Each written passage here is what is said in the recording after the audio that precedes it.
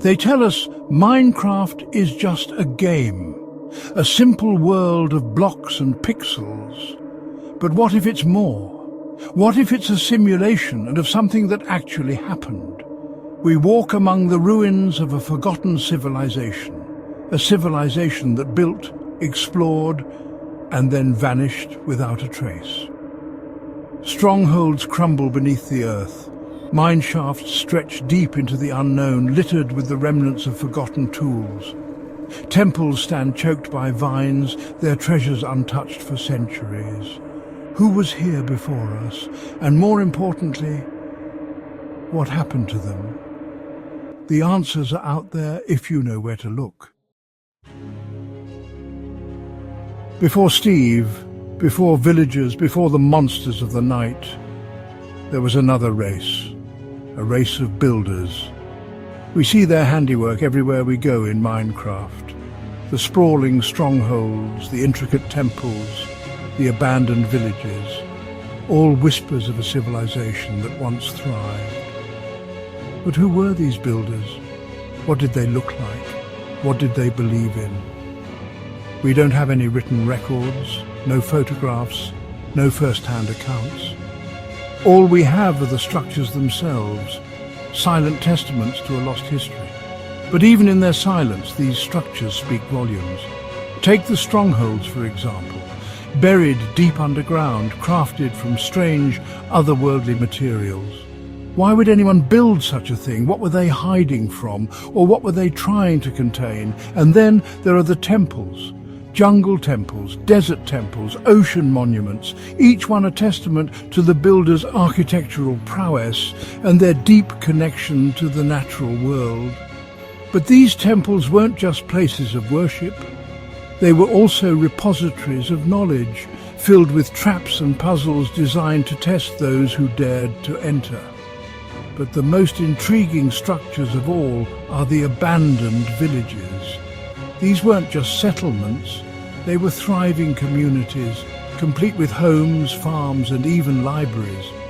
But now they stand empty, deserted. What happened to the villagers who once called these places home? The answer, my friends, lies in the very fabric of the world around us, in the creatures we encounter, the resources we mine, the very blocks that make up this reality. Because the truth is, the builders didn't just vanish. They left clues behind, clues hidden in plain sight, waiting for someone to piece them together.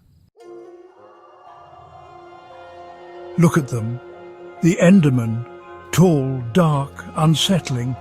They stalk the night, their long limbs carrying them across the landscape with an unnerving grace.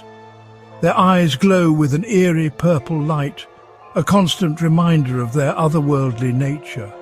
But what if these creatures, these monsters, were once more like us than we think? Consider their behavior. They pick up blocks, they move them. They even build, sometimes.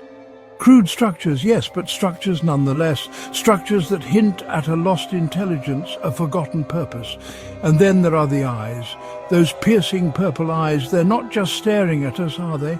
They're looking through us, seeing something more, something deeper. Could they be recognizing something familiar in us? Something that reminds them of what they once were? The Endermen are drawn to the end, a desolate dimension of floating islands and endless void, a place where the very fabric of reality seems to unravel. Is this their home, or is it a prison, a place of banishment for a people who dared to reach too far? And what about their connection to the Ender Dragon? This colossal beast, the supposed ruler of the End, shares a strange kinship with the Endermen. Could the dragon be their creation, their guardian, or perhaps their jailer? The Endermen are a puzzle, a mystery wrapped in shadow and teleporting particles.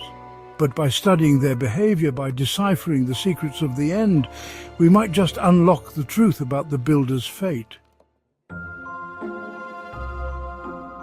3 wither skeleton skulls, soul sand, a substance formed from the very essence of the dead.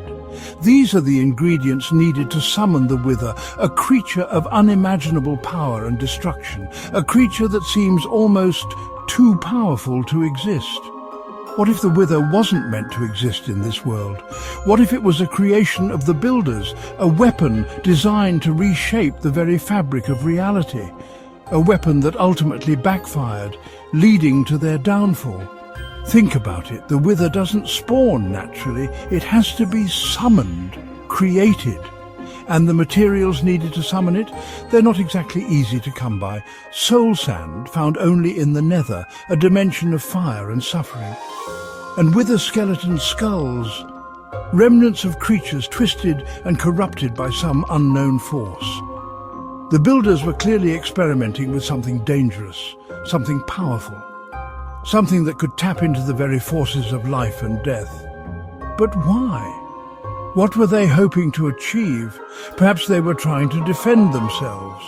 Perhaps they were facing a threat so great, so terrifying, that they felt they had no other choice but to create a weapon of ultimate destruction. Or perhaps they were trying to escape, to break free from the confines of this world and reach a new plane of existence. But something went wrong. The experiment backfired, and the Wither, their creation, their salvation, became their doom. Chapter 4. A dimension of fire and brimstone. A hellscape of molten rock and suffocating ash, the Nether. Even the name itself evokes a sense of dread, of finality. But what if the Nether wasn't always the way it is now? What if it was once a refuge, a desperate attempt at escape? The builders were masters of their craft, capable of bending the very laws of nature to their will. They built structures that defied gravity, crafted weapons of unimaginable power, and even learned to harness the very essence of life and death. So is it so hard to believe that they might have also discovered a way to travel between dimensions? The Nether is a harsh and unforgiving place, but it's also rich in resources. Resources that the builders may have desperately needed. Resources that could have helped them survive, rebuild, or perhaps even escape to a new world. But something went wrong. The portal network, once a lifeline, became a death trap. The creatures of the Nether, once docile or easily avoided, became twisted and aggressive. The very environment itself seemed to turn against them. Was it the Wither? Did its creation warp the Nether, twisting it into the hellscape it is today? Or was it something else, something even more sinister? Chapter 5.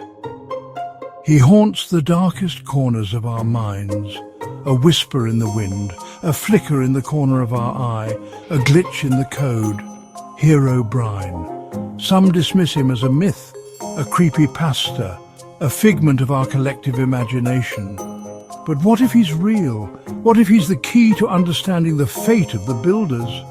He appears to us as a ghostly Steve, his eyes glowing with an unnatural white light. He doesn't speak, he doesn't attack, but his presence is enough to send chills down our spines. He is a harbinger of something sinister, a warning from beyond the grave. Some say he is a disgruntled employee of Mojang, the creators of Minecraft, seeking revenge for some unknown slight.